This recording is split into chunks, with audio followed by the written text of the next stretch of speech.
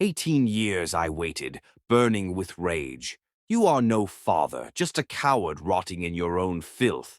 Now it's my turn to make you suffer, and I promise you will beg for mercy you'll never get. Hi, my dearest, most cherished and irreplaceable family. I am James Peters, the luckiest soul in the world whenever I read a story for you. This is more than storytelling. It's a journey of love, deep emotions, and an unbreakable bond with the most extraordinary family ever, you. Before we begin, let's lift our hearts in a powerful Thursday prayer. Heavenly Father, with hearts full of love, we come before you today. Bless my beautiful family with peace that calms every storm, strength that rises above every challenge, and joy that fills every corner of their hearts. Protect them, guide them, and surround them with love that knows no end. No matter what trials come our way, we stand together in faith, unshaken and unstoppable. Let this day bring miracles, breakthroughs, and an overflow of blessings. In your mighty name we pray. Amen. Now, my most precious family, I want to speak from the depths of my heart. I truly regret having to ask you to like and share the videos. It's never about doubting the incredible work we do. We give our very best in every single moment. But with multiple channels using our content and YouTube's changing policies, our reach is affected, and I refuse to let anything separate us. That's why I ask you to like each video, share it, and leave a comment. It's not just about numbers. It's about holding our family together, keeping our voices strong, and ensuring our love is never lost. So, my beloved family, I need your presence. Let me know in the comments. Are you here with me? Now, let's begin with love, passion, and unshakable unity. Because this family, we are unstoppable. Chapter 1. Hearts Entwined. The soft lighting of the Emerson Gallery's main exhibition hall caught the gold flecks in Sophia Williams' eyes as she adjusted a small card beneath a striking, abstract painting. At 32, she had orchestrated dozens of successful exhibitions, but tonight's showcase of emerging black artists felt particularly personal. Her fingers trembled slightly as she straightened her fitted emerald dress, a splurge she justified as an investment in her future. "You've outdone yourself, Sophia," her assistant whispered, nodding toward the entrance where early guests were already gathering. "The Bancroft piece is drawing attention." Sophia smiled, her gaze drifting to the large canvas dominating the north wall, a haunting portrayal of generational memory rendered in shades of indigo and gold. "It deserves to be seen," she replied, her voice carrying the quiet pride of someone who had fought to include an unknown artist. 2 hours into the event, the subtle shift in energy was palpable, whispers spreading, gazes redirecting toward the entrance. Ricky Ponting had arrived. Even if his face hadn't been splashed across business magazines, his presence would have commanded attention. What struck Sophia, however, was the intensity in his dark eyes as he studied each artwork, genuinely engaged rather than merely performing the expected rituals of the wealthy. "He's looking at the Bancroft," her assistant breathed excitedly. Sophia approached him with professional confidence that belied the sudden flutter in her chest. "The artist layered 19 different pigments to achieve that particular blue," she offered, stopping beside him. "It represents the Atlantic crossing his ancestors survived." Ricky turned, his expression shifting from contemplation to something more focused. "The technical skill is impressive, but it's the emotion that resonates," he replied, his voice deeper than she'd expected. "You can feel generations of memory in those brushstrokes." "Exactly," she said, surprise softening her professional veneer. "Most people miss that entirely." "I'm not most people," he replied with a smile that transformed his serious features. Ricky Ponting. For the next hour, they moved through the exhibition together, their conversation flowing from artistic techniques to historical influences. He asked questions that revealed both knowledge and genuine curiosity. When they reached the final painting, Sophia realized with a start that she'd completely lost track of the other patrons. "I'll take the Bancroft," he said matter-of-factly, "and the Miranda Rivera triptych." Sophia blinked, calculating the combined price, over $2 million. "Excellent choices," she managed professionally. As paperwork was being prepared, Ricky leaned against a pillar, studying her with undisguised interest. "Have dinner with me," he said simply. "I don't date clients," she replied automatically, though something in her wanted to reconsider.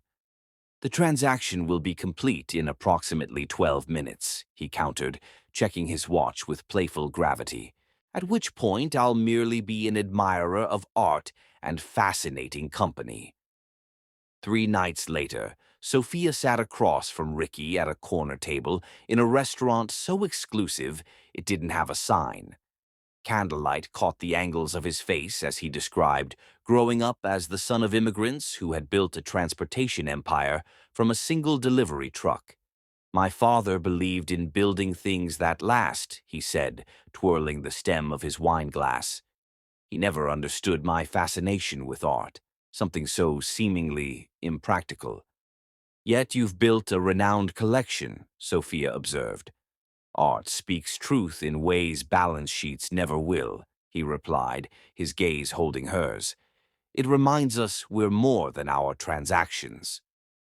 Later, as they walked along the waterfront, Sophia found herself sharing dreams she usually kept guarded. Her vision for a gallery that would elevate overlooked artists, her desire to transform how people experienced art. "Why haven't you done it yet?" he asked without judgment. "Capital," she answered simply, "and perhaps courage." When he kissed her beneath the harbor lights, Sophia felt something shift inside her, a door opening to possibilities she hadn't allowed herself to imagine. Later that night, her mother's voice trembled over the phone when Sophia mentioned the date. "Men like that don't marry women like us," she whispered, painful memory evident in every word. "Be careful with your heart, baby." "It was just dinner, Mom," Sophia replied, though the lingering warmth of his touch suggested otherwise. "I've seen how power differences play out," her mother continued. "I've seen what happens when the fantasy ends." Sophia's throat tightened, remembering her mother's heartbreak when Sophia's father, a prominent white lawyer, had left them when his colleagues' subtle racism became too inconvenient to navigate. She'd been 8 when he disappeared from their lives, leaving emotional wounds that never fully healed. "I'm not you, Mom," she said gently. "And he's not Dad." Over the following weeks, Ricky's pursuit was both passionate and patient. He sent handwritten notes analyzing exhibitions they attended together. He listened intently when she spoke about art history and her vision for democratizing fine art. When he brought her to his penthouse and showed her his private collection, it wasn't to impress her with its value, but to share pieces that had moved him. "This one reminds me of you," he said, leading her to a small canvas depicting a woman with her face turned toward light, streaming through a window, her expression one of determined hope. "I'm afraid," she admitted one evening as they watched the sunset from his balcony. "Of what?" he asked, his arms tightening around her. "That this can't possibly be real," she whispered. "That one day you'll see the world's expectations and choose differently." He turned her to face him, his expression more serious than she'd ever seen it. "I've spent my life exceeding expectations, Sophia," he said firmly, "never conforming to them." As autumn leaves began to fall, Sophia found herself believing him, allowing hope to blossom alongside the deepening love she could no longer deny. Perhaps, she thought, watching him sleep beside her, some hearts truly could bridge the divisions society had created. Chapter 2. Love Without Boundaries. Winter descended on the city, transforming the urban landscape into a glittering wonderland. For Sophia and Ricky, the season passed in a haze of shared passions and deepening connection. They attended gallery openings where Ricky proudly introduced her as the brilliant curator who's changing how we experience art. They spent snowy evenings debating literature, philosophy, and dreams beside his fireplace. When he surprised her with a weekend in Paris to see a limited exhibition at the Louvre, Sophia finally allowed herself to believe that what they shared transcended the boundaries her mother had warned about. "You understand why this painting revolutionized portraiture?" she asked, standing before a lesser-known work by a 19th-century artist who had broken convention by portraying a black subject with dignity during a time of rampant dehumanization. "I understand why it moves you," Ricky replied, his fingers intertwined with hers. The defiance in the subject's eyes, refusing to be diminished even under the weight of an era that denied his humanity. Later, as they walked along the Seine, snowflakes catching in Sophia's dark curls, Ricky stopped beneath a wrought-iron lamp-post. "I never believed in soulmates," he said, his breath visible in the cold air. It seemed like a convenient myth people created to make sense of chemistry and compatibility. Sophia felt a familiar tightening in her chest, the instinctive bracing for disappointment that had become her reflex in relationships. "And now?" she asked. "Now I can't imagine any other explanation for what I feel for you," he continued, his eyes reflecting the glittering lights of the city. "You've unlocked something in me I didn't know existed." He reached into his pocket and withdrew a small velvet box. The platinum ring inside held a deep blue sapphire surrounded by tiny diamonds, reminiscent of the night sky they'd admired on their third date. "This isn't just a proposal," he said, his voice thick with emotion. "It's a promise that the boundaries that have divided people like us throughout history end with our generation, that we create something new together." 3 months later, cherry blossoms adorned the private estate, where they exchanged vows beneath an arch of calla lilies. Sophia's mother watched with a complex mixture of joy and lingering worry as her daughter, radiant in a gown that seemed spun from moonlight, pledged herself to a man whose world had once seemed unreachable. "I promise to build a life with you where neither of us diminishes to accommodate the other," Ricky vowed, his voice carrying across the assembled guests. "Where both our cultures, histories, and dreams find expression in the home we create." At the reception, he surprised her by having commissioned a series of paintings depicting their courtship from the emerging artists she championed. "So our children will see their origins rendered with the beauty and dignity it deserves," he whispered. The mention of children, so casually certain, sent a wave of emotion through Sophia. She had never dared articulate this part of her dream, afraid it might shatter the delicate reality they were building. "Our children," she repeated, tasting the words, finding them sweeter than she'd imagined. Their honeymoon unfolded across continents, the crystalline waters of the Maldives, the ancient streets of Kyoto, the vibrant markets of Marrakech. In each location, they sought out local artists, building a collection that would tell the story of their journey together. When they returned, Sophia found Ricky had purchased a historic mansion overlooking the harbor, a stately structure with soaring ceilings and walls awaiting their personal imprint. Together, they transformed it into a sanctuary that honored both their heritages. The formal dining room showcased traditional artifacts from Ricky's South Asian ancestry, alongside pieces reflecting Sophia's African-American heritage. "This is more than decoration," Sophia explained to her mother during her first visit. "It's a visual declaration that neither of us has to erase our past to build our future." Her mother, touching a hand-carved wooden sculpture from her own grandmother's collection, now prominently displayed in the entry hall, finally allowed her skepticism to soften. "He sees you," she acknowledged quietly. "The real you." Their first year of marriage brought professional triumphs alongside personal bliss. With Ricky's backing, Sophia opened her own gallery, a sleek, welcoming space dedicated to artists from marginalized communities.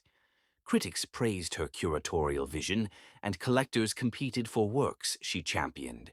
"We're creating a legacy together," he told her on their first anniversary, as they slow danced on their terrace beneath a canopy of stars. "One that challenges every assumption about what's possible." In their second year, they began discussing children more concretely, imagining names, debating educational philosophies, envisioning the family traditions they would create. Ricky converted a sunny corner bedroom into a nursery, filling bookshelves with diverse children's literature. "I want them to never question their belonging in any space," he said, assembling a crib one Saturday afternoon. "To know their heritage is a source of strength, not complication." Spring arrived with a symphony of new beginnings, blossoms unfurling in their garden, Sophia's gallery launching a groundbreaking international exhibition, and finally, the blue line appearing on the pregnancy test that confirmed their family was growing. When she shared the news, Ricky swept her into an embrace so tender it brought tears to her eyes. "You've made me believe in miracles," he whispered against her hair. Later that evening, she found him in the nursery, sitting quietly on the window seat, gazing at the harbor lights with an expression of such profound wonder it took her breath away. "What are you thinking?" she asked, joining him in the soft lamplight. "That everything I've built, every achievement, every acquisition, pales compared to what we're creating together now," he replied, placing his hand reverently over her still flat abdomen. "A life that carries forward the best of both of us." Chapter 3. Miracle of Life. The moment Sophia confirmed her pregnancy, Ricky transformed from devoted husband to expectant father with an intensity that surprised even her. That evening, he knelt before her on their bedroom floor, pressing his ear against her still flat stomach. "Can you hear anything yet?" Sophia asked, amused by his earnestness. "Shh," he whispered, his expression serious. "I'm introducing myself." He spoke directly to her belly, his voice soft and reverent. "Hello, little one. I'm your father, and I've been waiting for you my entire life." The nursery became Ricky's passion project. What had been a simple corner room expanded into an entire wing of their mansion, professionally designed yet filled with personal touches. He commissioned hand-painted murals depicting scenes from beloved children's books and installed a ceiling that mimicked the night sky, complete with constellations that would shine softly in the darkness. Each night, Ricky established a ritual that Sophia found impossibly endearing.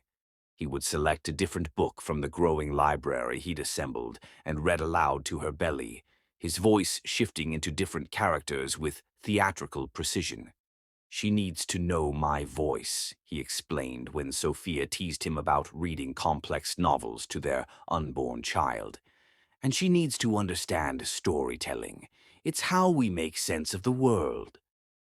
As her body changed, Ricky's attentiveness only increased. He researched pregnancy symptoms more thoroughly than Sophia herself, preparing ginger tea before her morning sickness even began and massaging her swollen feet without being asked. When food aversions made meal planning difficult, he learned to cook her childhood comfort foods, calling her mother for authentic recipes. At their 12-week appointment, the sound of their baby's heartbeat filled the examination room. Ricky gripped Sophia's hand so tightly she winced, his eyes never leaving the monitor. "That's the most beautiful sound I've ever heard," he whispered, tears streaming unashamedly down his face. The technician smiled. "Would you like to know the gender?" "We can tell already." They exchanged a glance, the silent communication of a couple completely in tune with each other, and nodded in unison. "Congratulations," the technician said. "You're having a girl."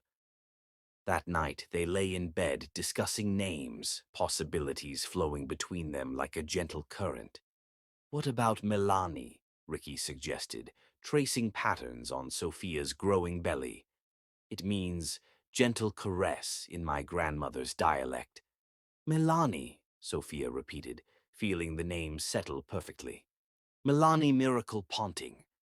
Miracle." Ricky asked, his eyebrow arching curiously. Because that's what she is, Sophia replied, covering his hand with hers. A miracle neither of us expected. By the third trimester, Sophia found herself surrounded by evidence of Ricky's devotion. Fresh flowers appeared daily beside their bed. The chef prepared meals specifically designed to provide optimal nutrition for both mother and baby. A specialized pregnancy massage therapist visited weekly. At 36 weeks, they attended their final ultrasound. The technician pointed out features on the screen: tiny fingers, the curve of a nose, a perfect heart with 4 chambers. She's beautiful, Ricky whispered, his eyes never leaving the monitor. She's absolutely perfect. Later, the doctor confirmed everything was proceeding normally. The baby is in position and developing exactly as she should be. You've had a textbook pregnancy, Sophia. That's my girls, Ricky said proudly, his arm wrapped protectively around Sophia's shoulders, exceeding expectations at every turn. In the final weeks, Ricky became increasingly attentive, if such a thing were possible. He installed a state-of-the-art security system, interviewed pediatricians with the thoroughness of a corporate merger investigation, and assembled an emergency birth kit for the car just in case. One night, she found him sitting alone in the nursery, staring at the empty crib with an expression of such profound wonder, it brought tears to her eyes. "What are you thinking about?" she asked, her hand automatically cradling her belly as the baby kicked. "How different my life would be if I hadn't walked into your gallery that night," he replied, looking up at her with eyes full of emotion. "How empty it would be without you, without this." He placed his hand beside hers, feeling their daughter's movements. "I never knew I could love someone I haven't even met yet." 3 days before her due date, Sophia woke to the sensation of warm liquid pooling beneath her. "Ricky," she whispered, shaking his shoulder. "It's time." He was instantly alert, executing the carefully rehearsed departure plan with military precision. Within minutes, they were in the car, her hospital bag stored precisely where he had determined it should be for optimal retrieval efficiency. At the hospital, Ricky transformed into her unwavering advocate. He ensured the birth plan was followed precisely, massaged her back through contractions, and whispered encouragement when the pain threatened to overwhelm her. "You're the strongest person I've ever known," he told her as labor intensified. "Our daughter gets that strength from you." 12 hours later, as the first rays of dawn painted the hospital room with golden light, the doctor announced it was time to push. Ricky positioned himself behind Sophia, supporting her weight, his voice steady in her ear. "She's almost here," he whispered through tears. "Our miracle is almost here." With a final exhausted push, their daughter entered the world with a powerful cry that filled the room. The doctor lifted the infant, still connected to Sophia by the umbilical cord. "Here she is," the doctor announced. "Your beautiful baby girl." As the tiny, squirming form was placed on Sophia's chest, time seemed to suspend. Ricky leaned forward, tears streaming down his face as he gazed at their daughter for the first time. "Milani," Sophia whispered, counting perfect fingers, marveling at the dark eyelashes, the bow-shaped mouth that was already seeking nourishment. "She's perfect," Ricky said, his voice thick with emotion as he stroked his daughter's cheek with a trembling finger. "She's absolutely perfect." "Welcome to the world, Milani Miracle Ponting," Ricky whispered, bending to kiss his daughter's forehead. "We've been waiting for you, forever." Chapter 4: Paradise Shattered. The first hours of Milani's life unfolded in a cocoon of joy. Ricky hovered protectively as nurses performed routine checks, his eyes never leaving his daughter's tiny form. He photographed her from every angle, counting fingers and toes repeatedly, as if ensuring nothing was missing from this perfect creation. "She has your eyes," he marveled, peering at the almond-shaped eyes that, like most newborns, were dark blue. And your chin, Sophia replied, exhausted but radiant. That strong, ponting jawline. When visiting hours began, Ricky's parents arrived first, his mother carrying an heirloom silver rattle that had been in their family for generations. "She's beautiful," his mother whispered, tears glistening in her eyes as she held her granddaughter for the first time. "A perfect blend of both of you." That evening, after the visitors had departed, Ricky sat beside Sophia's bed with Milani cradled against his chest. "I never understood the point of it all until now," he confessed quietly. "Success, wealth, influence. It was all just pieces of a puzzle I couldn't see clearly. She's the reason for everything." Morning brought the hospital pediatrician for a standard newborn examination. As the doctor methodically checked Milani's reflexes and measurements, Sophia noticed a subtle shift in Ricky's posture, a tensing, a drawing inward. "Is everything all right?" she asked the doctor, maternal instinct immediately alert to potential problems.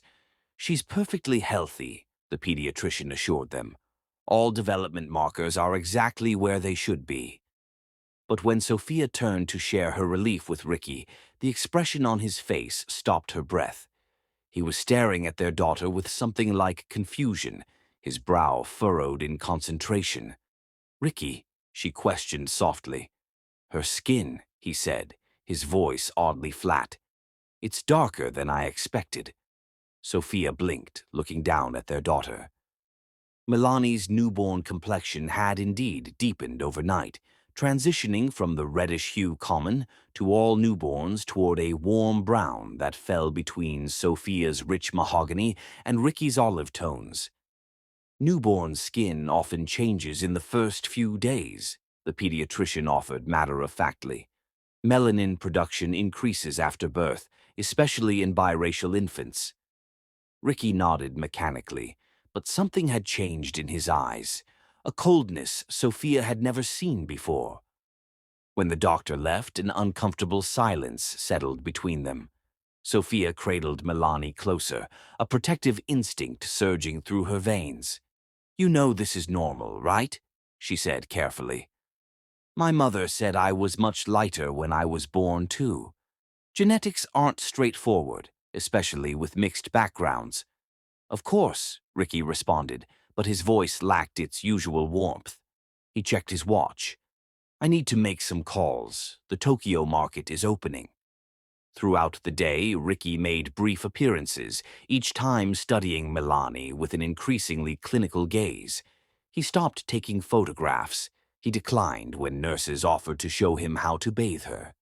The tenderness that had defined his pre-birth behavior evaporated, replaced by a detached politeness that chilled Sophia to her core.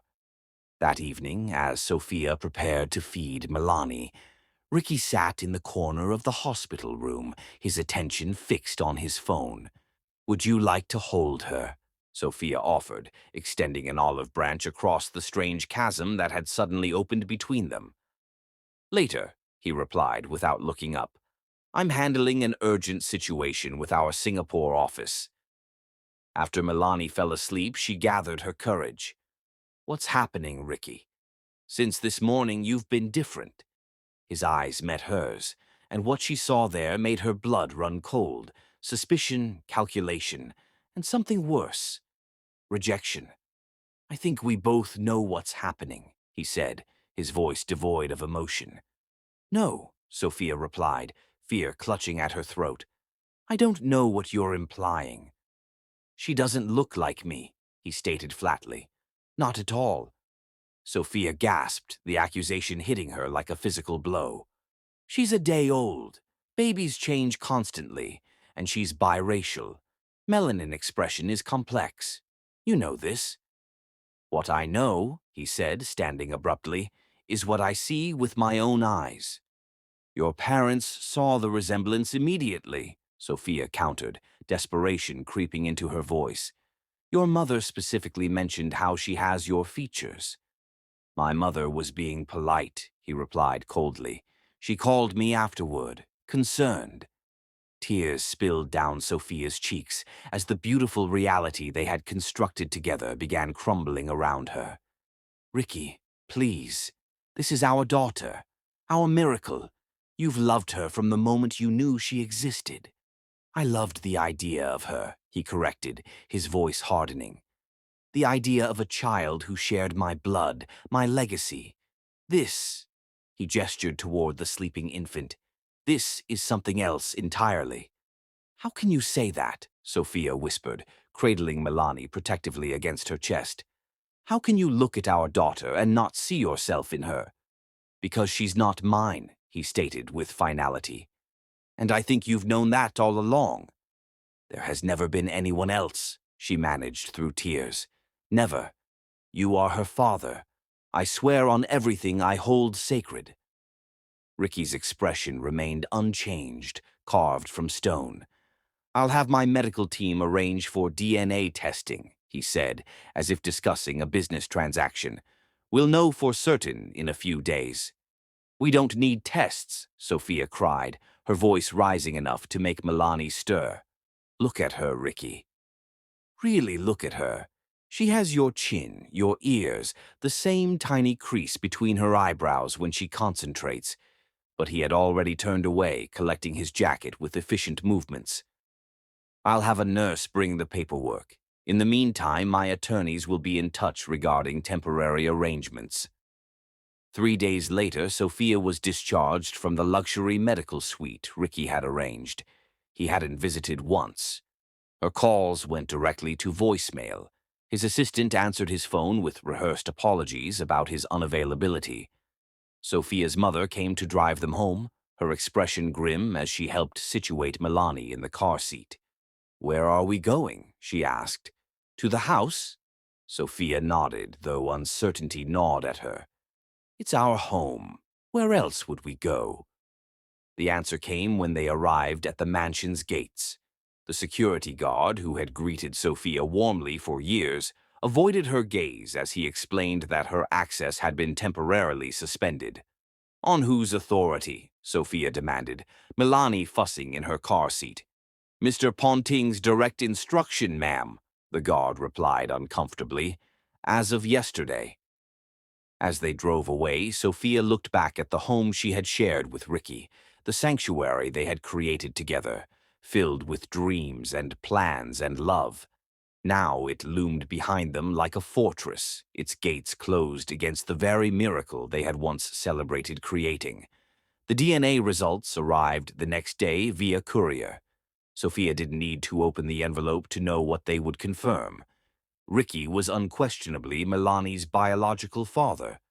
But the vindication she expected to feel was overshadowed by a deeper realization. Scientific proof wouldn't heal what had been broken. When her phone finally rang with Ricky's number, Sophia answered immediately, her heart pounding with a mixture of anger and lingering hope. "You've seen the results?" she asked without preamble. "Yes," he replied, his voice distant and formal.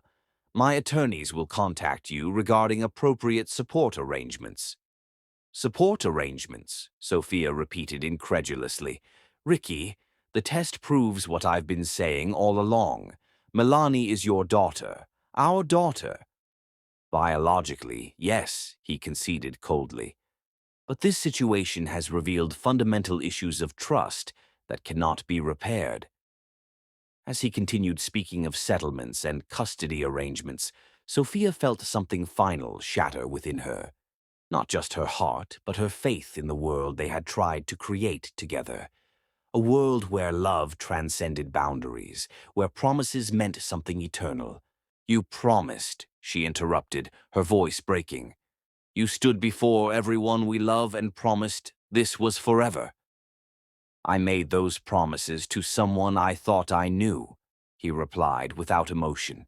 "Someone I believed would never deceive me." "I never deceived you," Sophia whispered, tears streaming down her face as she watched Milani sleeping peacefully in her bassinet. "The only deception was believing you meant what you said about love without boundaries." When she ended the call, Sophia gathered her sleeping daughter in her arms, inhaling her perfect newborn scent, a mixture of innocence and possibility.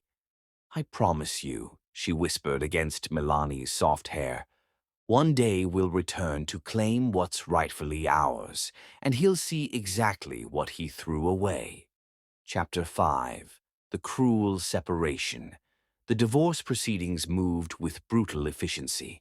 Sophia received the papers 3 weeks after Milani's birth, the clinical language reducing their love story to a failed contract. Ricky's attorneys had constructed a narrative that painted Sophia as calculating and deceptive, despite DNA confirmation of his paternity.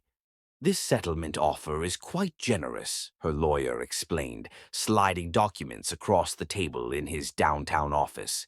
"Full medical coverage for the child, education funds, monthly support well above standard guidelines." "And in exchange?" Sophia asked, her voice hollow as Milani slept against her chest. The lawyer shifted uncomfortably. "Mr. Ponting requests your silence regarding the circumstances of your separation and minimal contact except through approved intermediaries for childcare matters." "He wants to buy my disappearance," Sophia translated, the reality of it like acid in her throat. The day's newspaper sat on the lawyer's desk, its society section featuring Ricky at a charity event with a blonde investment banker on his arm. The caption noted his recent separation, with no mention of his newborn daughter. 2 days later, Sophia received a cold email from Ricky's assistant. She had until Friday to collect personal belongings from the house. A security team would supervise to ensure only approved items were removed. Sophia's mother accompanied her, holding Milani while Sophia faced the systematic dismantling of her life.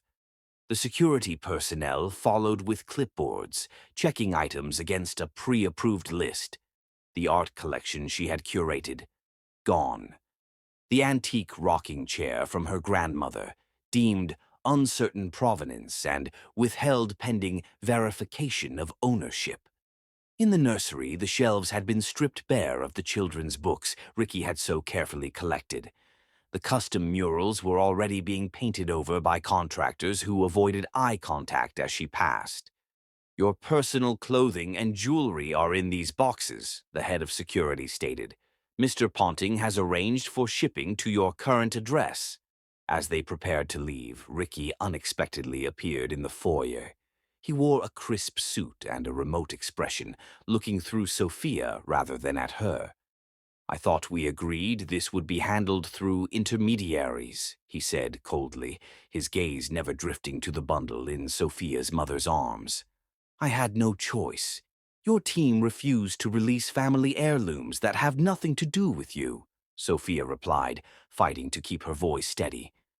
"Everything will be properly evaluated and appropriate items forwarded," he stated mechanically. "The settlement terms are generous, Sophia. Most women would be grateful." The casual cruelty of his dismissal knocked the breath from her lungs. "Most women weren't promised forever by the father of their child," she whispered. Something flickered across his face, perhaps doubt, perhaps regret, but it vanished so quickly she might have imagined it. "The child will be provided for," he said, checking his watch. "If you'll excuse me, I have a board meeting." As he turned to leave, Sophia's mother stepped forward. "Would you like to hold your daughter before we go?" she asked, her voice gentle but firm. "She's grown since you last saw her." Ricky froze, his back to them. For one breathless moment, Sophia thought he might turn around, might see the precious life they had created together. Instead, his shoulders squared. "That won't be necessary," he replied without turning. "My attorneys will be in touch about visitation schedules if and when appropriate." After he disappeared down the hallway, Sophia's mother pressed Milani into her arms. "Hold your daughter," she said fiercely. "She's worth more than anything in this house." The media frenzy began the following week when gossip columns caught wind of the separation. Ricky's PR team constructed a narrative of mutual parting and respectful privacy. When questions about Milani emerged, vague statements about Ricky supporting the child circulated. the careful wording neither confirming nor denying his paternity. Sophia maintained her silence, partly from legal obligation and partly from a deeper understanding that public battles would only hurt Milani eventually. Instead, she focused on securing a modest apartment with the first settlement payment and finding childcare that would allow her to rebuild some semblance of a career. 1 month after finalizing the divorce, Sophia received a package containing the final settlement documents. Tucked among them was an envelope with a short note on Ricky's personal stationery. "I've instructed the accountant to set up college funding. Whatever happened between us, education should not be compromised." Sophia stared at his handwriting, the confident stroke so familiar from love notes he'd once left on her pillow, and felt nothing but cold determination. She tucked the note into a growing file of documents, newspaper clippings, and photographs she had begun collecting. That night, as she gave Milani her bath, Sophia studied her daughter's features with renewed purpose. At 3 months old, the resemblance to Ricky was becoming more pronounced, the distinctive shape of her eyes, the determined set of her jaw. "One day," Sophia whispered as she wrapped Milani in a towel, "he'll look at you and see himself so clearly it will break him. And when that day comes, we'll be ready." She carried Milani to the window, holding her so they both faced the glittering city skyline. Somewhere out there, behind walls of privilege and power, was the man who had promised them the world, and then snatched it away. "I name you again," Sophia said softly. "Milani Miracle. Miracle for what you'll help me accomplish. Miracle for the strength we'll both need." The city lights reflected in Milani's curious eyes as Sophia made her solemn vow. "We will rise again. We will reclaim what's ours. And one day we'll walk back through those gates with our heads held high." Chapter 6. Building from Broken Pieces. The first year of single motherhood stripped Sophia of everything except determination. She sold her designer clothes and jewelry to extend her financial runway, while submitting applications to every gallery in a 100-mile radius. The responses were identical. Polite rejections masking the unspoken reality that Ricky Ponting's influence reached farther than she had anticipated. On Milani's first birthday, Sophia served a small cupcake with a single candle in their apartment kitchen, its cheerful yellow walls a deliberate attempt to create warmth in their modest home. Her mother took photographs as Milani smashed frosting across her face, her delighted giggles a balm for the ache that never quite left Sophia's chest. "She has your resilience," her mother observed, watching Milani determinedly pull herself up on the coffee table. "But those eyes—" "I know," Sophia cut her off. "They're his." Later that night, Sophia opened her evidence file and added the birthday photos. The collection had grown steadily. Newspaper clippings of Ricky's business dealings, society page mentions of his appearances, legal documents, and most importantly, photographs documenting Milani's growth and developing features. When Milani turned 18 months old, the settlement money began to dwindle despite Sophia's careful budgeting. Pride battled necessity as she considered her options. The monthly support payments covered basics, but Ricky's lawyers had structured the arrangement to keep her dependent on his continued goodwill. The next morning, with Milani secured in a second-hand stroller, Sophia entered Rosetta's diner 6 blocks from their apartment. "Any experience waitressing?" asked the manager, a tired-looking woman in her 50s. "No," Sophia admitted, "but I learn quickly and I need the work." The woman's eyes softened as she glanced at Milani. "Single mom?" Sophia nodded, swallowing her pride. "Morning shift starts at 5:30. Tips are decent. You can bring the little one until your shift ends at 2. My office has space for a playpen." For the next 8 months, Sophia's days followed a punishing rhythm. Up at 4:30 to dress herself and Milani, waitressing until early afternoon, then rushing to a data entry position at an insurance office from 3 to 8 p.m. Her mother watched Milani during the evening shift, the three generations sharing dinner before Sophia collapsed into exhausted sleep, only to repeat the cycle hours later. One evening, as Sophia entered her mother's apartment to collect Milani, she found them watching the local news. Ricky's face filled the screen as he cut a ribbon at the opening of a new corporate headquarters.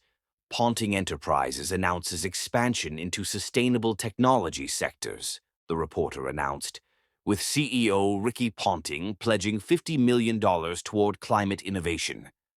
Milani, not yet 2, pointed at the screen with chubby fingers. Who dat? The innocent question froze both women. Sophia's mother quickly changed the channel, but the moment crystallized something in Sophia's exhausted mind. That night, after tucking Milani into bed, Sophia pulled out her laptop. Instead of collapsing into sleep, she began researching business courses at the local community college. If she took online classes during her precious few hours of free time, she could earn a certificate in business administration within a year. By Milani's 3rd birthday, Sophia had completed her business certificate with distinction and secured a better-paying administrative position at a law firm. The work was demanding but offered a path forward that waitressing hadn't. More importantly, it provided exposure to legal proceedings and jargon that she meticulously documented in a growing collection of notebooks. Each night, as Milani slept, Sophia studied Ricky's business empire. She clipped articles about his acquisitions and partnerships, noting names of board members and associates. She created detailed timelines of his company's growth, identifying patterns in his business strategy.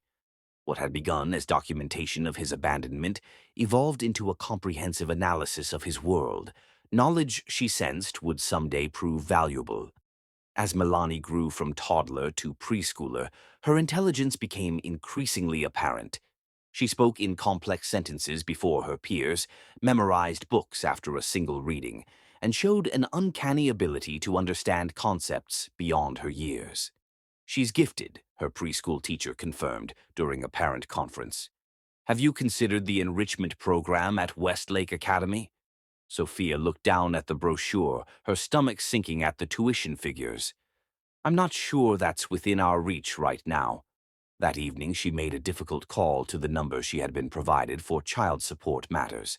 After navigating an impersonal system of gatekeepers, she finally reached Ricky's family attorney.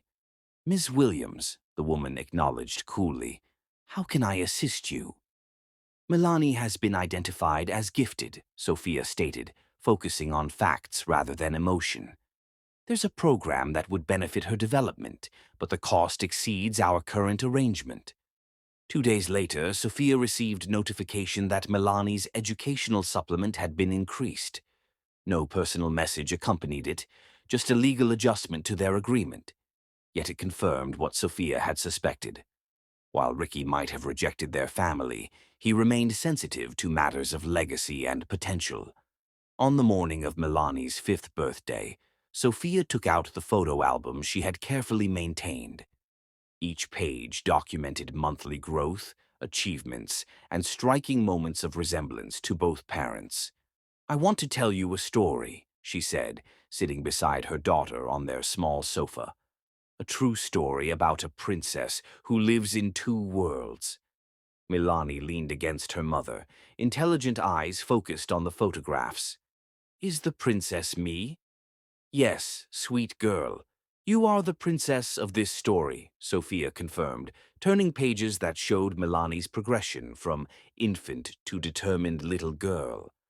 And like all true princesses, you have a kingdom waiting for you. Where is it? Milani asked, tracing her baby pictures with careful fingers. It's being kept safe until you're ready to claim it, Sophia replied, her voice steady despite the emotion threatening to overwhelm her. And when that day comes, nothing will stand in your way. By Milani's 6th year, Sophia had secured a position as an administrative director at a small but respected law firm. The partners recognized her exceptional organizational skills and meticulous attention to detail, qualities that had once made her a celebrated curator, but now served her in navigating complex legal environments. Their apartment, though still modest, had been upgraded to a two-bedroom unit in a safer neighborhood with better schools. On weekends, Sophia took Milani to museums, carefully observing which exhibits captured her daughter's attention. She noted with private satisfaction that Milani lingered longest before abstract compositions reminiscent of the painting that had first brought Sophia and Ricky together. As the years passed, Sophia maintained her discipline. She worked tirelessly during the day, advancing gradually within the legal administration field. At night, after Milani slept, she continued her research, not just of Ricky's business empire, but of herself. Online courses in finance, business law, and corporate structures filled her midnight hours. "Why do you work so hard, Mommy?" Milani asked one evening, finding Sophia still awake at midnight, surrounded by textbooks and legal pads filled with notes. "Because some things are worth fighting for," Sophia answered, drawing her daughter into a tight embrace. "And you, my brilliant girl, are worth everything. My beautiful family, I want to warn you about fake channels using AI to copy my voice. These scammers are pretending to be me, but I want you to know that I only have this channel, Mr. Peter Stories. If you see any other channel using my voice or my style, please unsubscribe and report them. AI can now copy voices easily, so don't be fooled. Stay with the real Mr. Peter and don't let these scammers trick you. I love you all." Chapter 7. The Awakening. Milani's 11th birthday arrived on a crisp autumn morning. Sophia had arranged a small celebration at the local park with a few close friends from Milani's advanced placement classes. The girl who had once been a tiny bundle in her arms now stood tall for her age, with intelligent eyes that missed nothing. "Mom, can I ask you something?" Milani questioned as they arranged cupcakes on a picnic table. "Zoe's mom asked about my dad yesterday when she picked her up. She seemed surprised when I said I don't have one, like she knew something I didn't." Sophia's hands stilled. She had known this moment would come eventually, but the reality of her daughter's questioning gaze made rehearsed explanations evaporate. Before Sophia could formulate a response, Milani's friends began arriving.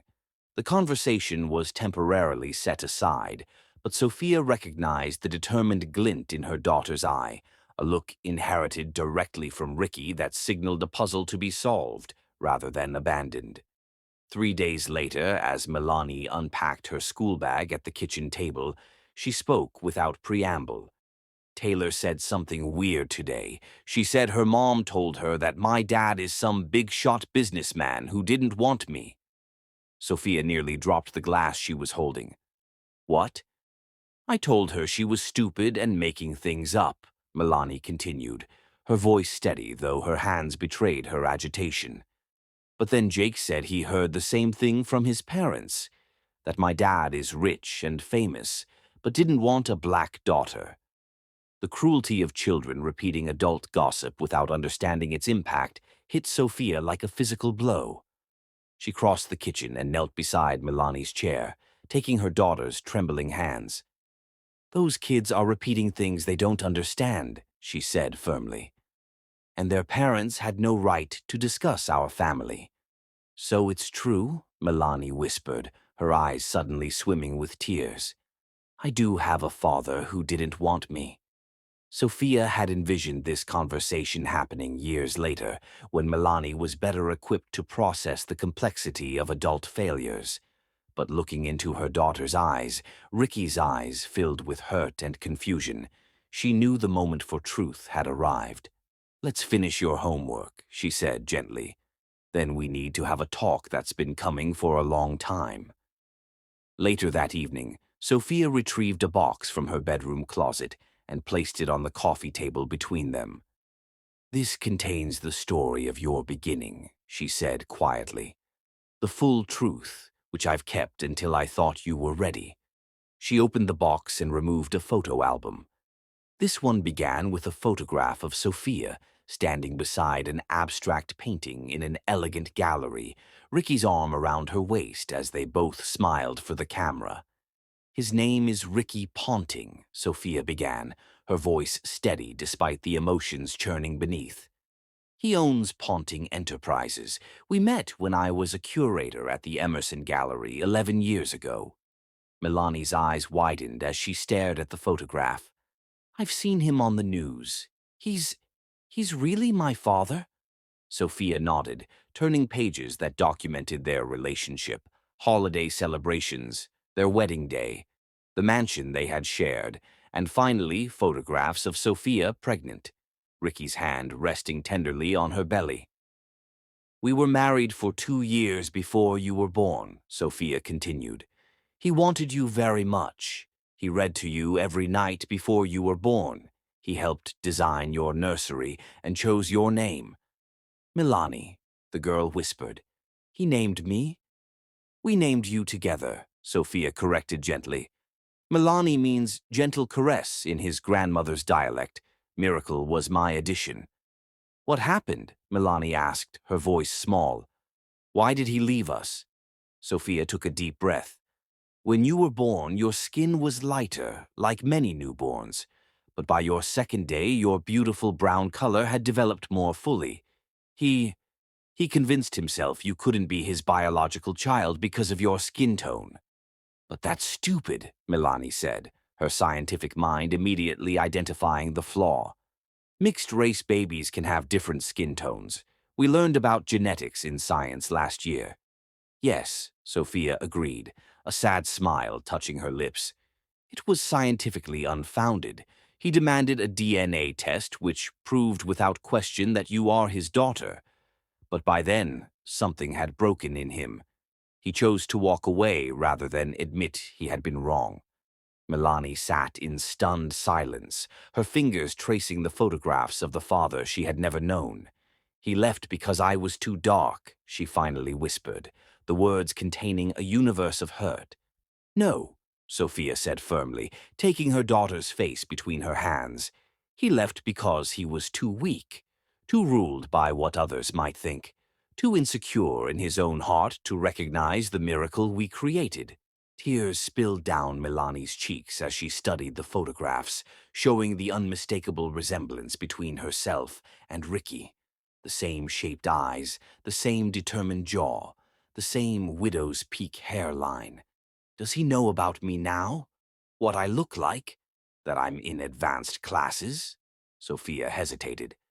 "He receives reports from the school as part of our agreement.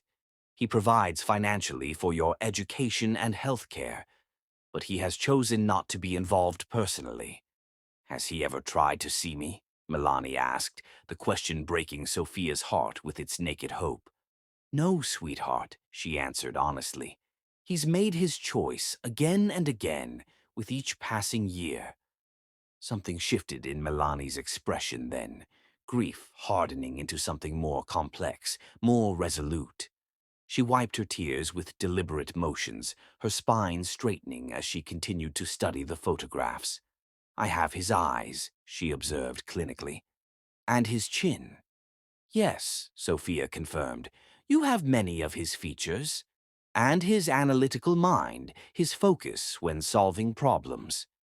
Milani closed the album carefully, her movements precise and controlled in a way that reminded Sophia painfully of Ricky during business negotiations. "I want to know everything," Milani stated, her voice steadier now. "Not just what he looks like or that he didn't want me. I want to know what he does, what companies he owns, where he went to school. Everything." For hours they sat together, reviewing the contents of Sophia's meticulously maintained files. Milani absorbed everything with remarkable composure. Photographs of the father who had rejected her, newspaper profiles outlining his rise to greater wealth, legal documents detailing the financial arrangements that acknowledged her existence while denying her presence. As midnight approached, Sophia gently suggested they continue another day. "This is a lot to process, sweetheart. Maybe we should rest." But Milani shook her head, her expression transformed by the knowledge she'd absorbed. The childlike hurt had been replaced by something more powerful, understanding crystallizing into purpose. "He's wrong about me," she said simply, "and one day I'll prove it." In the morning, Sophia found Milani already awake, dressed in her school uniform, writing intently in a notebook at the kitchen table. "I've been thinking," Milani said, finally meeting her mother's gaze. "I want to be a lawyer." The declaration caught Sophia off guard. "A lawyer? Since when?" "Since last night," Milani answered. "Lawyers understand how to use rules and systems. They know how to make people face truth and consequences." "Becoming a lawyer takes years of education and hard work," Sophia cautioned. "I know," Milani replied without hesitation. "I researched it this morning. I need to maintain perfect grades through high school, excel on standardized tests, attend a top undergraduate program, and then law school." The methodical planning, so reminiscent of Ricky's approach to business objectives, sent a chill down Sophia's spine. "That's a very detailed path for someone who just decided on it overnight." "I'm good at planning," Milani said, a hint of pride creeping into her voice. "I get that from him, don't I?" That evening, Milani embraced her mother tightly. "I'm sorry he hurt you, Mom," she whispered. "You deserved better." "We both deserved better," Sophia corrected gently. "But we have each other, and that's more valuable than anything he could have given us." Milani pulled back, her expression solemn beyond her years. "I'm going to become the best lawyer in the city," she declared. "One day he'll see what he threw away." As Sophia turned out the light, she noticed Milani had printed a photograph from their files, Ricky cutting the ribbon at his new corporate headquarters, and pinned it to her bulletin board alongside her academic awards, not as an object of affection, but as a target. "Good night, my brilliant girl," Sophia whispered, closing the bedroom door. "Good night, Mom," came the reply, followed by words that sent equal measures of pride and concern through Sophia's heart. "I have a plan now." Chapter 8. Sacrifice and Purpose. The transformation in Milani following her discovery of her father's identity was immediate and profound. At 12, she petitioned her school to allow her to take accelerated courses typically reserved for older students. At 13, she joined the debate team and remained undefeated throughout the season, her arguments so meticulously constructed that coaches from competing schools took notice. Sophia supported her daughter's ambitions with every resource she could muster. When Milani's advanced curriculum required specialized tutoring, Sophia took on a third job, weekend bookkeeping for a small business, to cover the cost. She scheduled her sleep around Milani's needs, often surviving on 4 hours a night to attend debate competitions while still fulfilling her work obligations. "You should rest, Mom," Milani said one evening, finding Sophia poring over scholarship applications long after midnight. "You look exhausted." "I'm fine," Sophia insisted, though the persistent headache behind her eyes suggested otherwise. "These deadlines won't wait." The best schools in the city cost more than Ricky's educational support provided. While Sophia could have requested an increase, she had made a private vow years ago to minimize their dependence on his money. Each achievement Milani earned would be attributed to her own merit and her mother's sacrifice, not her absent father's wealth.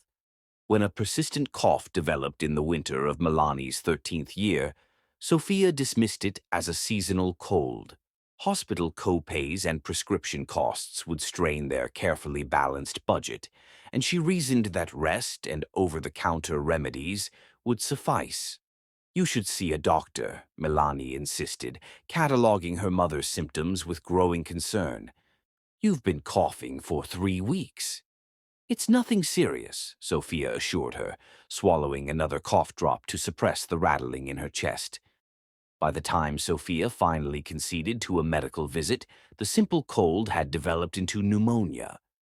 The doctor's expression was stern as he reviewed her chest X-ray. This should have been treated weeks ago, he admonished, writing prescriptions for antibiotics and an inhaler. Your body is severely run down. When was the last time you had a full night's sleep? Sophia waved away his concern. I'm a single mother with a gifted child. Sleep is a luxury. The doctor's gaze softened. Your daughter needs you healthy. That should be your priority above all else. The pneumonia eventually cleared, but it left Sophia with a lingering weakness that made her demanding schedule even more difficult to maintain. On particularly exhausting days, she found herself studying Ricky's recent photographs in business magazines. While she aged from overwork and sacrifice, he aged from the pressures of wealth and power. Different burdens with visible consequences. When Milani was 14, she received a prestigious invitation to attend a summer law program for exceptional high school students. The program was hosted at an Ivy League university and would provide invaluable experience for her eventual college applications. The cost, however, was prohibitive, nearly 3 months of Sophia's combined income. I can skip it, Milani offered when she saw her mother calculating figures late into the night. There will be other opportunities. Sophia looked up at her daughter, so mature, so willing to compromise despite the burning ambition evident in her eyes. No, she decided firmly. This is too important. I'll find a way. The way, as it happened, involved painful compromise. For the first time since Milani was a toddler, Sophia reached out through official channels to request additional funds from Ricky. The response came swiftly, not from Ricky himself, but from his legal team. They would cover the program costs, but the additional support would be documented as a special educational expense, not an increase to their regular arrangement. The summer program transformed Milani's understanding of the legal world. She returned home with a refined focus and clearer vision of her path forward. While her peers were enjoying typical teenage pursuits, Milani dedicated her time to preparing for a future in law with single-minded determination. During Milani's 15th year, Sophia began experiencing dizzy spells at work. Her supervisor noticed her swaying at her desk one afternoon and insisted she visit the employee health service. Your blood pressure is dangerously high, the nurse informed her after checking her vitals. And based on your symptoms, you're severely anemic. Have you been skipping meals? Sophia thought of the careful food budgeting she'd implemented, ensuring Milani had protein-rich meals to support her developing brain while she often subsisted on coffee and whatever leftovers remained. I eat when I have time, she answered vaguely. The recommended specialist was not covered by their insurance. Sophia filed the referral away, promising herself she would follow up when their financial situation improved. Milani's education remained the priority. Her own health concerns could wait. What couldn't wait, however, was their need for a computer. Milani's high school research projects and upcoming college applications required technology they didn't possess. After exhausting all budget possibilities, Sophia made another difficult decision. She sold her wedding ring, the last valuable item she had kept from her marriage to Ricky. You've had this all these years, Milani asked, watching her mother carefully wrap the platinum and sapphire ring before taking it to a jeweler for appraisal. I kept it as a reminder, Sophia admitted. Not of him, but of my own resilience, that I survived losing what I thought was everything and built something more valuable instead. The ring fetched enough to purchase a respectable laptop and printer, with some remainder set aside for college application fees. That night, as Milani explored her new computer's capabilities, Sophia sat quietly touching the empty space on her finger where the ring had rested for over 15 years. Are you sad? Milani asked, noticing her mother's pensive mood. No, Sophia answered truthfully. That ring represented a past that no longer exists. Your future is what matters now. By 16, Milani had completed most of her high school requirements and enrolled in dual credit courses at the local community college. Her academic counselor described her as extraordinarily focused, and destined for exceptional achievement. What the counselor couldn't know was the deeply personal motivation driving the young woman's determination. One evening, as Sophia prepared a simple dinner, Milani looked up from her pre-law textbook with an unexpected question. "Do you still love him, after everything he did?" The knife Sophia was using paused mid-motion. "No," she answered after careful consideration. "I don't love the man he became.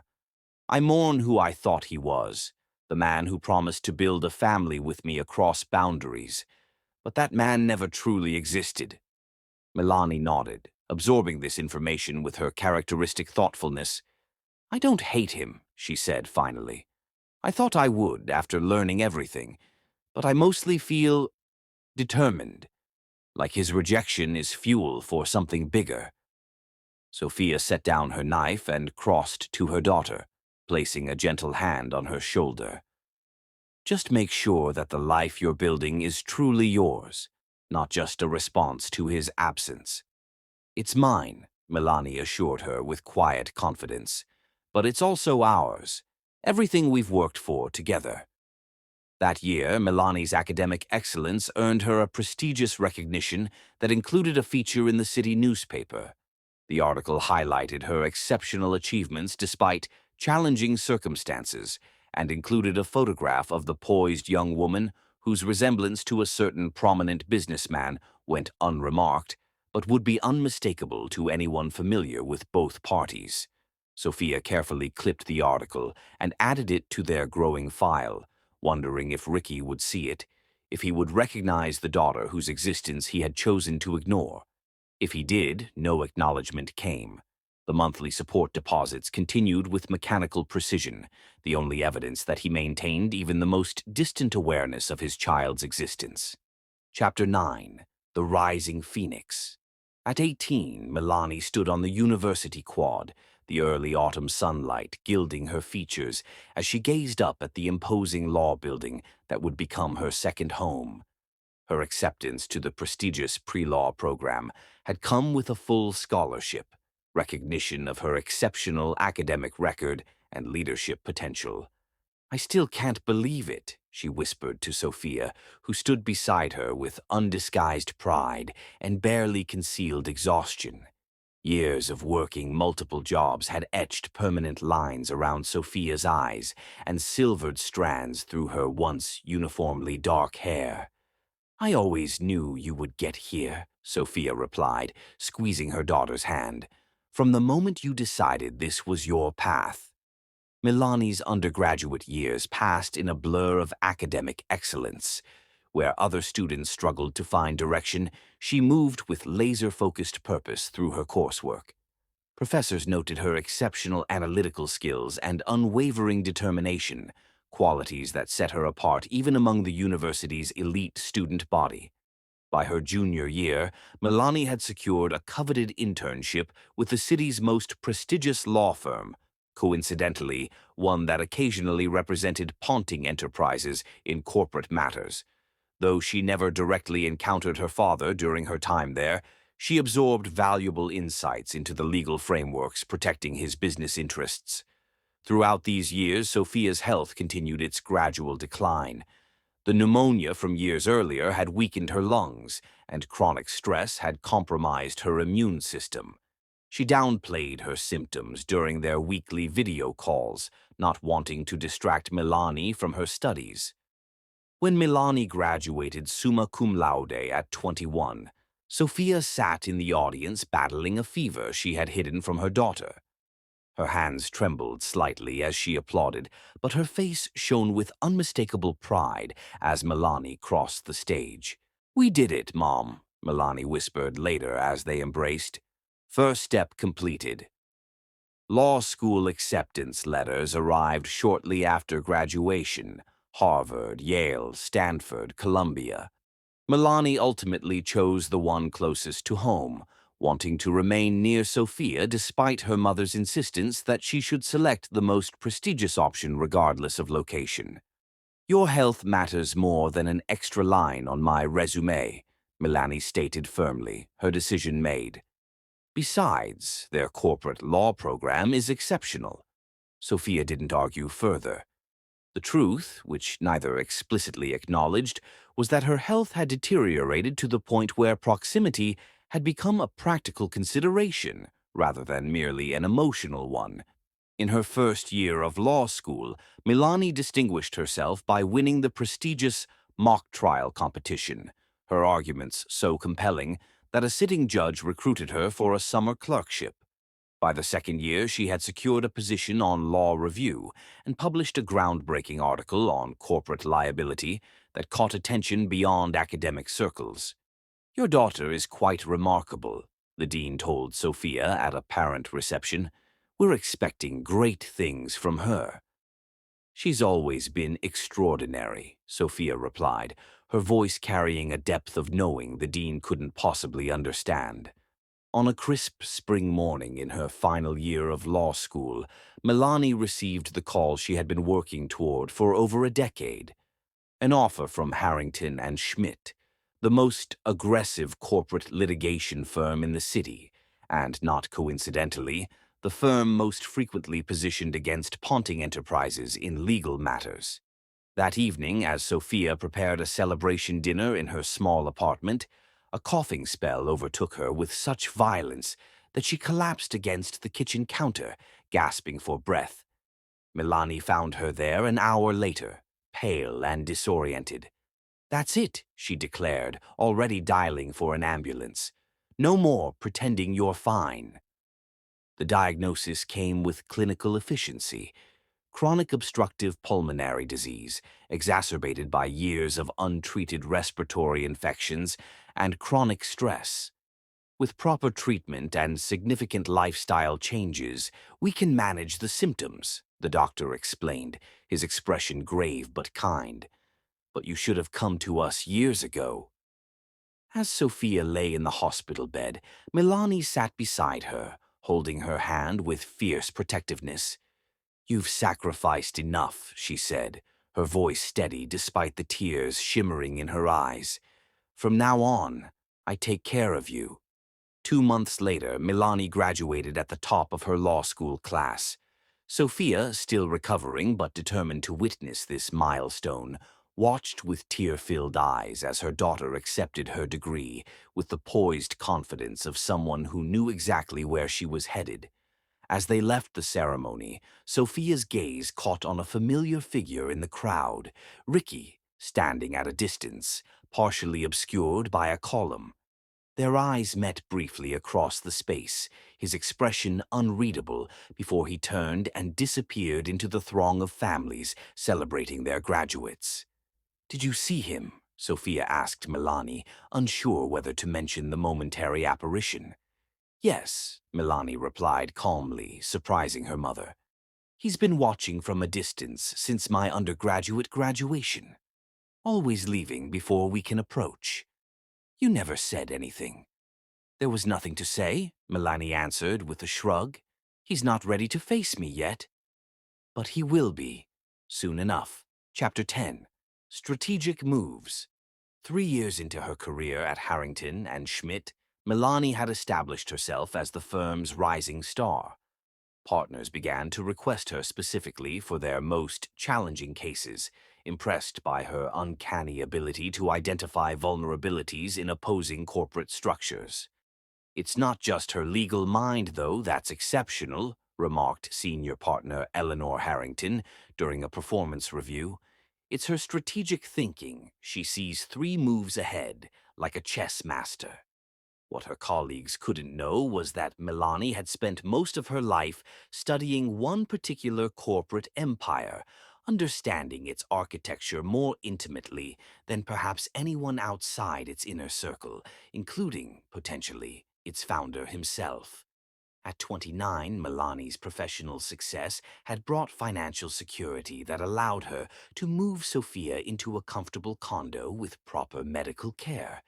Their shared Sunday dinners had become a sanctuary of reflection and planning, the temporary setting aside of their mission impossible even in moments of relaxation. "Meridian Acquisitions made an offer on solar tech yesterday," Sophia noted one evening, casually referencing a news item most would have overlooked. Third green energy company this quarter. Milani nodded, adding this piece to their mental puzzle. Ponting Enterprises is diversifying away from traditional energy holdings, preparing for something. Later that week, Milani was assigned to review potential conflicts for a new corporate client, a mid-sized technology firm seeking representation in a patent dispute with a larger competitor. As she scanned the case documents, a familiar name caught her attention.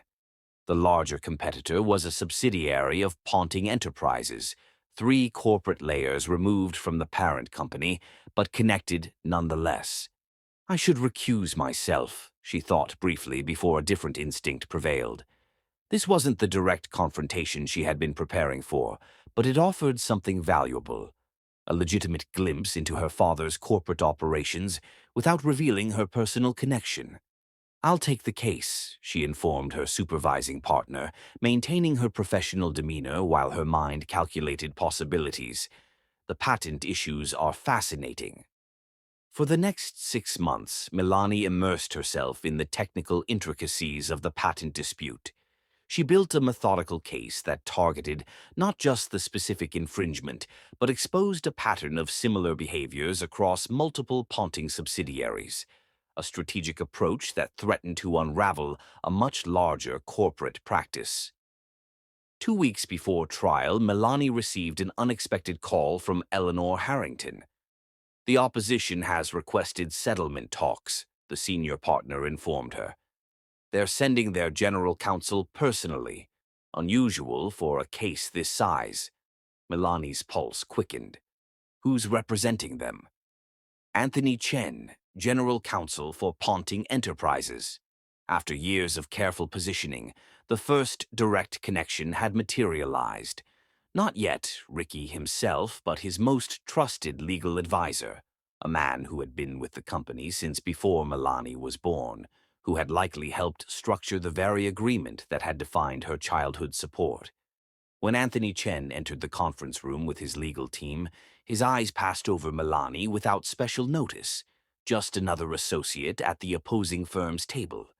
That changed dramatically once the presentations began. Milani outlined their position with devastating precision, systematically dismantling the opposition's defenses before they could be fully articulated. She referenced internal communications that revealed the patent infringement was not an isolated incident, but part of a broader corporate strategy across multiple Ponting subsidiaries. How did you obtain these documents? Chen interrupted, his professional composure momentarily slipping. They're from different corporate entities. Public records, mostly, Milani replied calmly. When you understand the structural patterns, the connections become evident. As the meeting progressed, Chen's attention remained fixed on Milani, his expression shifting from professional antagonism to something more complex, curiosity tinged with an unsettling recognition he couldn't quite place.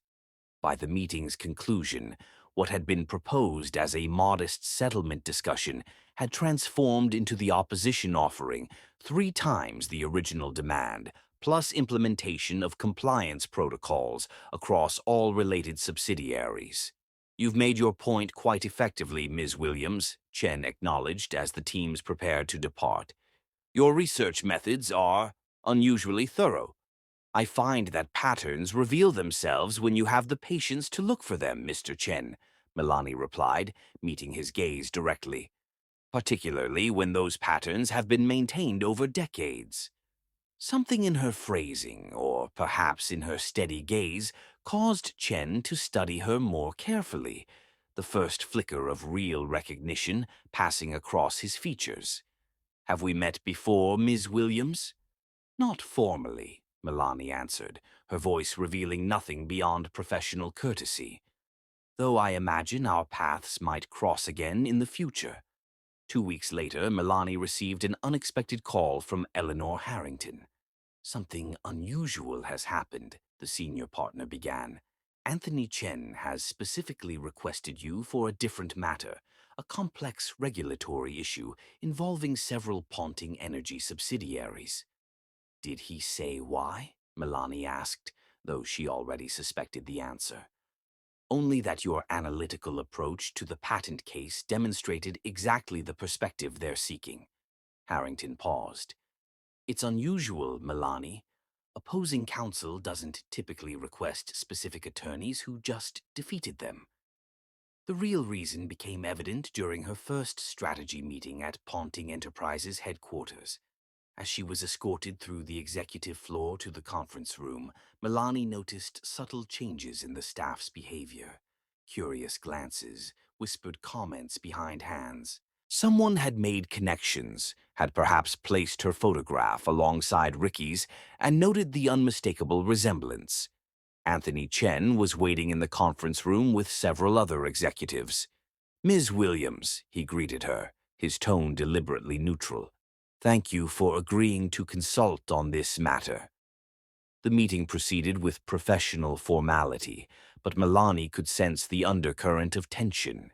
The executives studying her features when they thought she wasn't looking, the careful way Chen modulated the conversation to reveal as little as possible about Ponting's internal operations.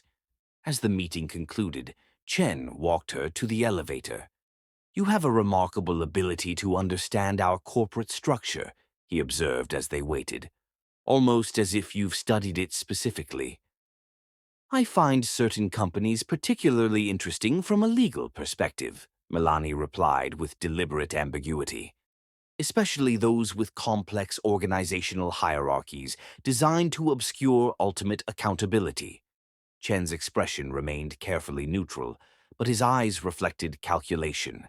"Mr. Ponting has expressed interest in your work," he said finally. "He was quite impressed by your handling of the patent case."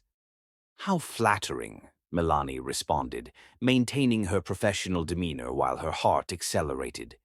"Please convey my appreciation for the opportunity to collaborate on this regulatory matter." The elevator arrived, and as Milani stepped inside, Chen added with careful precision, "He mentioned your resemblance to someone he once knew." "A remarkable coincidence." Milani met his gaze directly. "I don't believe much in coincidences, Mr. Chen. In my experience, most apparent coincidences actually reflect patterns we've failed to recognize." As the doors closed between them, Milani knew the message would be delivered. Ricky now recognized her existence, even if he hadn't yet acknowledged it directly. The catalyst arrived unexpectedly in the form of a whistleblower report alleging financial improprieties in one of Ponting's oldest subsidiaries. The allegations implicated several senior executives and suggested a pattern of fraudulent reporting spanning decades, potentially reaching back to the company's earliest days. When the report landed on Milani's desk as part of the legal team assembled to address the crisis, she recognized it immediately for what it was, the opportunity she had been preparing for her entire adult life. "I'll need complete access to the historical financial records," she informed Chen during the emergency response meeting, "including the original incorporation documents from the founding period." "Those records are sealed by executive privilege," Chen replied hesitantly. "Only Mr. Ponting himself can authorize their release." Milani met his gaze with steady determination. "Then I suggest you ask him, unless he prefers to explain his refusal to federal investigators."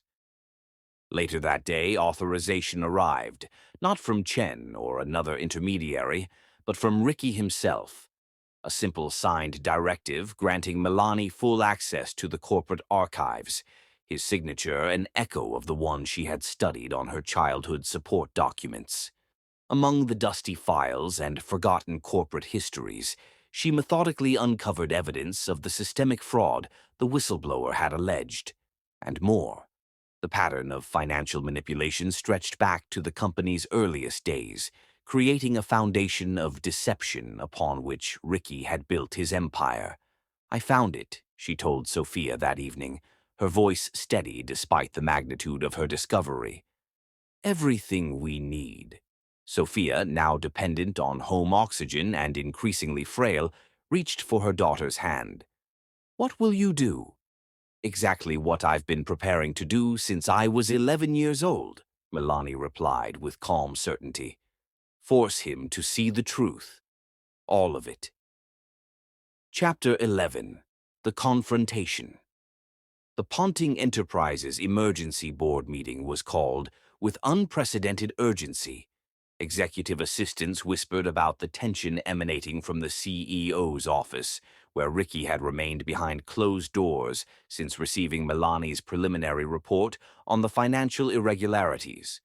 Milani arrived precisely 15 minutes early, the evidence meticulously organized in a portfolio that represented not just weeks of recent investigation, but years of careful documentation. She selected a seat directly across from the CEO's position at the boardroom table, a placement that would force Ricky to either look at her throughout the presentation or conspicuously avoid her gaze. Anthony Chen entered first, his expression grave as he nodded in acknowledgement. "Miss Williams, I understand you'll be presenting the findings personally." "Yes," she confirmed. "Given the sensitivity of the discoveries, I believe direct communication is essential." Other executives filtered in, their nervous glances revealing they understood the gravity of the situation without knowing its details. At precisely 9 a.m., Ricky Ponting entered the room. At 58, he remained an imposing figure, silver now dominant at his temples, but his posture unbowed by time or responsibility. He moved with the confidence of someone accustomed to controlling every room he entered. That confidence faltered momentarily when his gaze landed on Milani, the physical manifestation of the truth he had spent decades avoiding. For a heartbeat, time seemed suspended as father and daughter regarded each other directly for the first time in memory. The resemblance, obvious to everyone in the room, hung between them like an unspoken accusation. "Let's begin," Ricky stated flatly, breaking the tension as he took his seat. "Miss Williams, I understand you've uncovered some concerning patterns in our financial history." "Yes, Mr. Ponting," Milani replied, her voice steady despite the emotional undercurrent, though concerning significantly understates the situation. For the next 40 minutes, she methodically presented her findings, a decades-long pattern of financial manipulation that had begun with the company's founding and continued through strategic inflection points in its growth.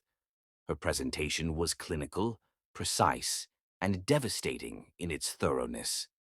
"These irregularities create significant legal exposure," she concluded, "both for the corporation and for individuals involved in perpetuating the practices." "What do you recommend?" Chen asked, breaking the stunned silence that followed her presentation. "Immediate disclosure to regulatory authorities, full cooperation with investigators, and implementation of comprehensive compliance protocols," Milani answered. "The alternative is eventual discovery, under circumstances the company cannot control." Ricky, who had remained silent throughout the presentation, finally spoke. "That's your professional assessment as outside counsel?" "Yes," she confirmed, meeting his gaze directly. "It represents the only viable path forward given the extent of the violations." "And you've shared these findings with your firm?" he pressed, his tone revealing the real question beneath, whether she had already set irreversible consequences in motion. "Not yet," Milani replied. "I believed the board deserved the opportunity to determine its response before wider disclosure." A flash of calculation crossed Ricky's features, recognition of a temporary reprieve, a space to maneuver. "I need to consider our options. We'll reconvene tomorrow morning." That evening, she received an unexpected call from Ricky's private number. "Miss Williams," his voice carried a forced casualness that couldn't disguise its tension. "I'd like to discuss your findings privately before tomorrow's meeting. Perhaps dinner at the Gramercy at 8? The Gramercy, an exclusive restaurant known for its private dining rooms and discretion with high-profile clients. a setting where he could attempt to negotiate without witnesses. "I have a prior commitment this evening," Milani replied calmly. "However, I could meet you at my office at 7.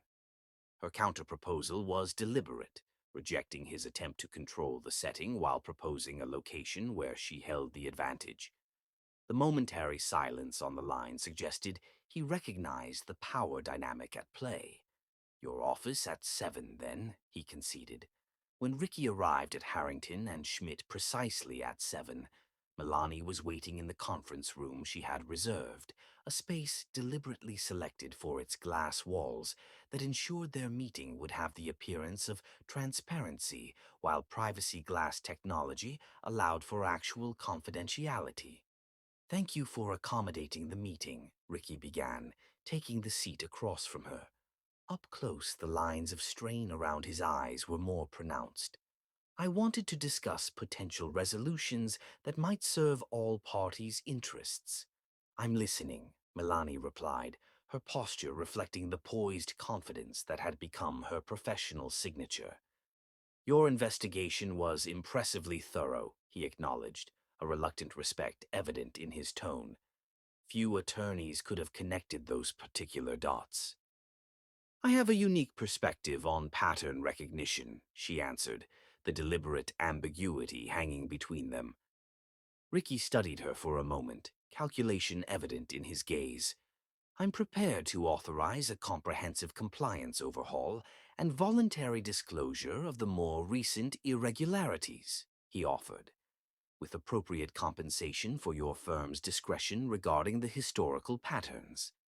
"You're suggesting we selectively disclose recent violations while burying the foundational fraud," Milani translated, her tone neutral despite the moral bankruptcy of his proposal. "The fraud that built your empire." "I'm suggesting a practical solution that protects thousands of jobs and shareholder value," he countered, while still addressing the core compliance issues. Milani allowed a moment of silence before responding. "An interesting proposal," she said finally, "though it overlooks a critical factor." "Which is?" "My personal interest in complete transparency," she stated simply. "Some truths demand full disclosure, regardless of consequences." Something shifted in Ricky's expression, recognition dawning that this confrontation transcended normal business negotiations. "Your personal interest," he repeated carefully. "I'm not sure I understand the relevance." "I think you do," Milani replied, holding his gaze steadily. "Just as you understood who I was the moment Anthony Chen showed you my photograph after the patent case." The pretense between them collapsed, leaving only the raw truth they had both been circling. Ricky's shoulders straightened as he abandoned the business pretense. "What do you want?" he asked directly. "Money? Public acknowledgement? Revenge?" "I want what I've always wanted," Milani answered with simple dignity. "The truth, acknowledged and accepted." Before Ricky could respond, a gentle knock interrupted them. Sophia entered the conference room, her movements slowed by age and illness, but her spine straight with purpose. The oxygen canister she pulled behind her hissed softly, a physical reminder of the years of sacrifice she had endured. Ricky froze, color draining from his face as he confronted the woman he had once promised forever, now visibly bearing the toll of the life he had forced upon her. "Sophia," he whispered, her name emerging unbidden after decades of careful avoidance. "Hello, Ricky," she replied, her voice steady despite the emotion of the moment. "It's been 29 years." As she settled beside Milani, the visual impact was undeniable. Mother and daughter united, the family configuration Ricky had rejected, now confronting him directly. Sophia placed a small fabric bag on the table between them. "What is this?" Ricky asked, his customary control visibly shaken. "Evidence of a different kind," Sophia answered, nodding to Milani to continue. Milani opened the bag and methodically arranged its contents. Birth records, DNA test results, school transcripts chronicling academic excellence from kindergarten through law school, newspaper clippings documenting achievements, and photographs tracking her development from infant to accomplished attorney. Scientific confirmation of what should have been obvious, Milani stated, indicating the DNA results. I am unquestionably your biological daughter, something you knew from the beginning but chose to reject. Ricky's gaze moved over the documents, lingering on a photograph of Milani at age 11, the resemblance to his own childhood images unmistakable. I received the reports, he said finally. I knew you were successful. Reports, Sophia repeated, the word laden with decades of suppressed anger. Clinical updates on a child you abandoned, a child who grew into the remarkable woman sitting before you without a moment of your presence or acknowledgement. Something flickered across Ricky's expression. Perhaps shame, perhaps regret. What do you expect from me now? I can't change the past. No, Milani agreed, but you can face it honestly. The fraud in your business began the same year you rejected your daughter, a pattern of denial and deception that has defined your life ever since.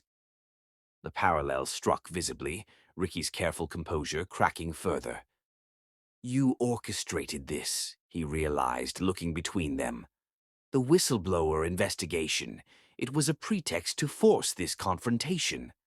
The whistleblower was genuine, Milani corrected. But yes, I've been preparing for this moment since I learned who you were. Not for revenge, but for recognition of the truth. Sophia reached for her daughter's hand, their unified front a stark contrast to Ricky's isolation. You had a choice, Ricky. When the DNA results confirmed what I had always told you, that Milani was yours, you could have acknowledged your mistake. Instead, you doubled down on the rejection, building an empire on the same foundation of denial. And now? He asked, the question revealing unexpected vulnerability beneath his corporate armor. Now you have another choice, Milani replied. You can continue denying fundamental truths until they destroy you, or you can finally acknowledge reality, both corporate and personal. As the weight of decades of denial settled fully upon him, something unexpected happened. Ricky Ponting, architect of a corporate empire built on calculation and control, buried his face in his hands and wept. Chapter 12. The True Inheritance. The conference room of Harrington and Schmidt remained silent save for Ricky's ragged breathing as he struggled to regain composure. Decades of carefully constructed walls had collapsed in a moment of unavoidable truth, leaving him exposed in a way he had spent a lifetime avoiding. Milani watched her father's breakdown with steady calm, neither gloating nor offering comfort. This moment represented not victory but recognition, the necessary acknowledgement of reality that precedes any genuine resolution. When Ricky finally looked up, something had shifted in his expression. The calculation remained. He was, after all, still the architect of a business empire. But beneath it lay something new, a reluctant but undeniable respect. You could have exposed everything immediately, he observed, studying his daughter with new awareness. Instead, you orchestrated this private confrontation. Why? Because destroying your company was never my objective, Milani replied simply. Justice was. Sophia, who had remained silent during Ricky's breakdown, spoke with quiet intensity. She is more than your daughter, Ricky. She is what you could have been if you'd chosen integrity over appearance. The following weeks unfolded with careful choreography. Ponting Enterprises announced a voluntary disclosure of financial irregularities discovered during internal compliance reviews. Ricky stepped down as CEO while remaining chairman of the board, overseeing the remediation process personally. The company's stock weathered the initial shock and began recovering as investors recognized the transparency as a positive long-term development. Alongside these corporate maneuvers came a more personal announcement. Ricky Ponting acknowledged his adult daughter, Melanie Williams, a gifted attorney whose investigation helped identify compliance issues within the company. The press release included a carefully worded statement about their reconnection after years of separation due to personal choices I now deeply regret. The media frenzy was immediate and intense. Business publications focused on the corporate governance implications, while social media exploded with speculation about the circumstances of their separation and reunion. Photographs of Milani alongside vintage images of a young Ricky circulated widely, the striking resemblance fueling public fascination. 6 weeks after their confrontation, Ricky requested another private meeting, this time at Sophia's apartment. The location choice was deliberate, forcing him to enter the modest space that represented the life his rejection had created for his former wife and daughter. He arrived precisely on time, carrying a leather portfolio and looking noticeably older than he had at their confrontation. Sophia answered the door, her oxygen canister trailing behind her as she led him to the small living room where Milani waited. "Thank you for agreeing to meet," he began formally, placing the portfolio on the coffee table between them. "I've been considering how to address the personal aspects of our situation. If you're proposing financial settlement, we're not interested," Milani stated directly. "Mom and I have managed quite well without your money." "Not as well as you should have," Ricky countered, glancing at Sophia's oxygen equipment. "But no, this isn't about money, at least not directly." He opened the portfolio, revealing legal documents bearing the Ponting Enterprises letterhead. "I'm restructuring the company's ownership," he explained. "As part of that process, I'm establishing you, Milani, as my legal heir and successor." The unexpected proposal hung in the air between them. Milani's expression remained carefully neutral, though her pulse quickened at the implications. "Why now?" she asked simply. "Because you've earned it," Ricky answered, meeting her gaze directly. "Not through genetics, but through capability and character. Qualities I failed to recognize until you forced me to see them." Sophia made a small sound, not quite acceptance, not quite disbelief. "You're offering her your empire after denying her your presence for 29 years. "I'm offering recognition of what should have been hers from the beginning," he corrected quietly. "Though I understand if she rejects it." Milani studied the documents without touching them, her analytical mind already processing the implications. "This isn't what I sought through our confrontation," she said finally. "I know," Ricky acknowledged. "You wanted truth, not assets. But the truth has led me to recognize that the legacy I've built means nothing without someone worthy to continue it. Someone who understands both its value and its flaws." He turned to Sophia then, decades of unspoken regret visible in his expression. "I can never adequately apologize for what I did to you, to both of you.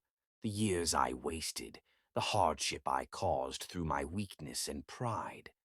"No," Sophia agreed, her voice steady despite the emotion tightening her throat. "You can't undo that damage. Not with money, not with corporate shares, not with belated recognition. But I can ensure that Milani receives what should have been hers all along," he insisted. "Not just financial security, but the opportunity to transform the company into something better than I made it. Something built on integrity rather than deception." Milani's gaze moved between her parents, the mother who had sacrificed everything to give her a foundation of love and truth, and the father who had denied her existence until forced to face reality. The contrast between them embodied the choice now before her. "I don't want your money," she said finally, "and I don't need your empire to validate my worth." Ricky's expression fell, though not with surprise. "I understand. But," Milani continued, her decision crystallizing as she spoke, "I will accept a position on the board and oversight of the Ethics Compliance Division. Not as your heir, but as an independent director committed to ensuring the company's future actions reflect values you've only recently embraced. A complex emotion crossed Ricky's features. Disappointment at her rejection of his inheritance offer mingled with grudging respect for her counter-proposal. You're demanding accountability rather than wealth. I'm offering to help transform the company into something worthy of its potential, Milani corrected. Whether that happens under your leadership or mine isn't important. That it happens at all is what matters. 3 months later, Milani stood at the podium in Ponting Enterprises' main auditorium, addressing the company's annual shareholder meeting in her new capacity as Chief Ethics Officer and board member. The position had been created specifically for her, with authority that crossed traditional corporate boundaries. From the front row, Sophia watched with quiet pride. Her health stabilized through the medical care she had finally accepted. Beside her sat Ricky, their first public appearance together since their divorce decades earlier, not as a reunited couple, but as the parents of the remarkable woman commanding the room's attention. Ponting Enterprises stands at a crossroads, Milani stated, her voice carrying the quiet authority that had become her professional signature. The path forward requires more than financial restructuring or compliance checkboxes. It demands a fundamental commitment to integrity, not just in our corporate practices, but in acknowledging our history, including its failures. As she outlined her vision for transforming the company, Ricky studied his daughter with a mixture of regret and pride. The years he had wasted, the relationship he had sacrificed, could never be recovered. Yet, in Milani's poised confidence and unflinching principles, he glimpsed something more valuable than the empire he had built, a legacy of character rather than wealth. Later that evening, as they left the corporate headquarters together, a photographer captured an image that would appear in business publications worldwide. Milani Williams, flanked by her parents, her professional confidence contrasting with Sophia's quiet dignity and Ricky's belated recognition. 3 individuals connected by blood and history, yet each following separate paths that had finally converged. "What happens now?" Ricky asked as they paused at the building's entrance. "Now we move forward," Milani answered simply. "Not erasing the past, but building something better because of it." As they parted ways, Sophia and Milani to the comfortable home they now shared, Ricky to his executive penthouse. The contrast between what had been lost and what had been gained hung in the air between them. The true inheritance passed from parent to child was not the corporate empire or financial security, but the examples set through choices made in moments of challenge. Sophia had demonstrated resilience, sacrifice, and unwavering integrity, despite devastating circumstances. Ricky had shown that recognition of truth, however belated, could begin to redeem even decades of denial. And Milani, shaped by both influences, had forged a path that honored her mother's strength while transforming her father's legacy. The empire Ricky had built would eventually pass to other hands, whether Milani's or someone else's remained uncertain. But the legacy that truly mattered had already been secured, the triumph of truth over denial, of integrity over appearance, of love over abandonment. As Milani helped her mother into their car, she glanced back at her father, standing alone before the towering headquarters, bearing his name. Whatever relationship might develop between them would never recover the years lost to his rejection. Yet, in forcing him to face the truth he had denied, she had given him something perhaps more valuable than the daughter he had discarded, the opportunity to finally become the man he should have been all along. "Are you satisfied?" Sophia asked softly as they drove away, the corporate tower receding in their rearview mirror. Milani considered the question, weighing the complex emotions of their journey against its resolution. "Not satisfied," she answered finally, "but at peace. We claimed our dignity. That's enough." Sophia reached for her daughter's hand, her touch conveying what words could not: pride in the woman Milani had become, gratitude for the journey they had shared, and appreciation for the justice she had secured, not through vengeance, but through truth. The color of that justice wasn't the bright red of anger or revenge, but the subtle, complex shades of integrity maintained through decades of challenge, a palette more powerful and lasting than any empire built on denial could ever achieve.